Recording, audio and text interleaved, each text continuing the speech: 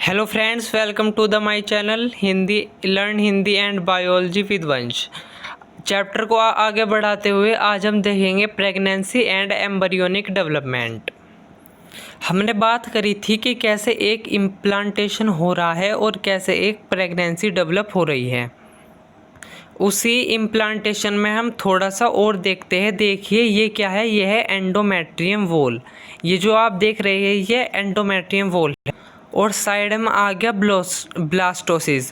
पहले आप पहली वीडियो देखिए, जब ये आपके समझ में आएगा।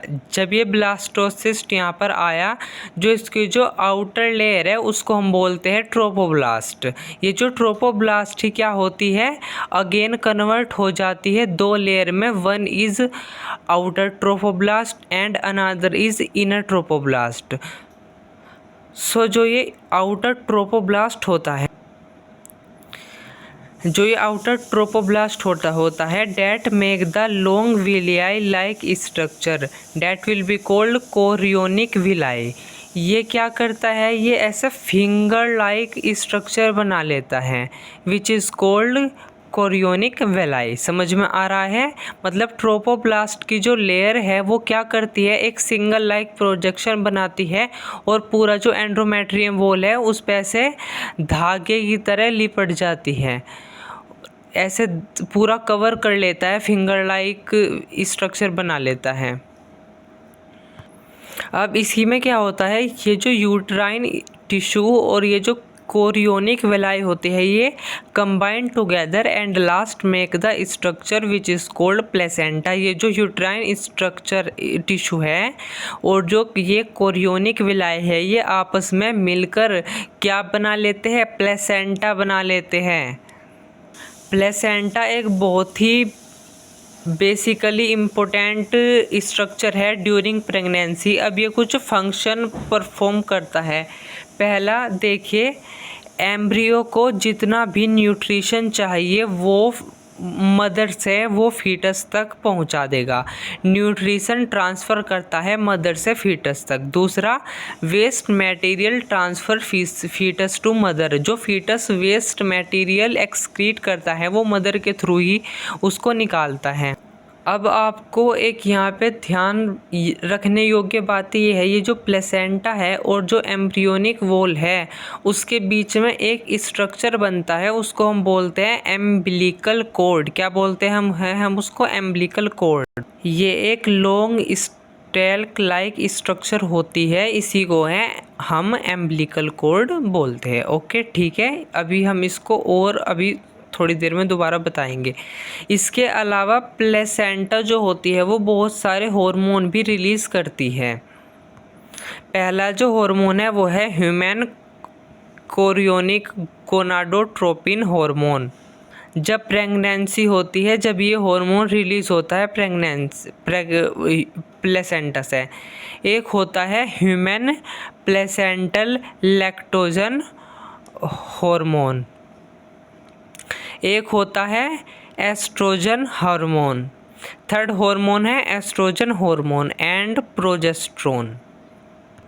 याद रखना, क्वेश्चन आ सकता है कि प्लेसेंटा कौन कौन से हार्मोन रिलीज़ करती है, तो आप ये सभी आंसर में लिखेंगे। एक और हार्मोन आप सुनोगे इसी के साथ में, वो होता है रिलैक्सिन हार्मोन। लेकिन ये जो रिलैक्सिन होता है ये प्लेसेंटा से रिलीज़ नहीं होता है, ये ओवरी से रिलीज़ होता है। ठीक है, इसका रोल हम थोड़ी देर बाद देखेंगे। ये यहाँ तक समझ में आ रहा है? अब ये जो इनर सेल मास होती है ये प्लेसेंटा के अंदर ही होती है और इसमें होता क्या है, इसमें बेसिकली मूवमेंट होता है और इस मूवमेंट को ही हम बोलते हैं morphogenetic movement. Okay, because this movement जो इनर सेल होती है वो 3 जर्मिनल लेयर में डिवाइड हो जाती है। First is ectoderm, second is mesoderm and third is endoderm and this process is known as morphogenesis. अब ये जो जर्मिनल के लेयर के 3 काइंड होते हैं, ये तीनों ही कुछ न कुछ ऑर्गन बनाने में इन्वॉल्व है। जैसे कि कोई फीटस का हार्ट बना रहा है, कोई लिम्स बना रहा है, कोई जेनाइटल ऑर्गन बना रहा है। तो ये तीनों ही कुछ ना कुछ ऑर्गन बनाने के लिए जिम्मेदार होती है। ठीक है, ओके यहाँ तक। चलो अब हम बात करते हैं कि अब देखो प्रेगनेंसी तो हो गई है, अब फीटस का डेवलपमेंट हो रहा है। The pregnancy it is of 9th month. Pregnancy का जो पीरियड होता है वो 9th मंथ का होता है, जिसको हम बोलते हैं गेस्टेशन पीरियड भी बोलते हैं। और ऑर्गन का जो फॉर्मेशन है उसको बोलते हैं हम ऑर्गेनोजेनेसिस। जो प्रेगनेंसी का फर्स्ट मंथ है उसमें हार्ट डेवलप होता है। इसलिए जो इनिशियली आप कभी भी प्रेगनेंसी होती है तो सबसे पहले किसी भी फीटस की हार्ट का साउंड ही चेक किया जाता है, देन ओनली कि फीटस का डेवलपमेंट स्टार्ट हो चुका है। अब आया सेकंड मंथ में जितने भी लिम्स होते हैं, जितने भी डिजिट्स होती है, वे गेट्स स्टार्टेड डेवलप।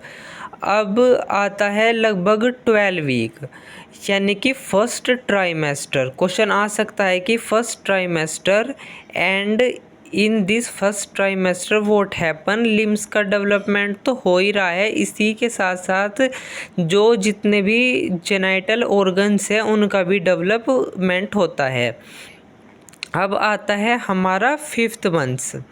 अब हम डायरेक्ट 5th मंथ पर आ जाते हैं, जिसमें क्या होता है फीटस के अंदर मूवमेंट शो होने लगता है और जो हेड पर हेयर है वो भी निकलना शुरू हो जाते हैं।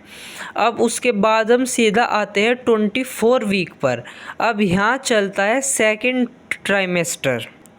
इसमें क्या होता है, पूरी बॉडी पर हेयर आ जाते हैं, पूरी बॉडी पर हेयर का फॉर्मेशन हो जाता है। और इसी के साथ जो क्या होता है, जो आईलिड्स होती है वे भी सेपरेट होने लगती है। मतलब फीटस हिज या हर आईज, तो जो आई लैसेज है वो भी डेवलप हो जाती है।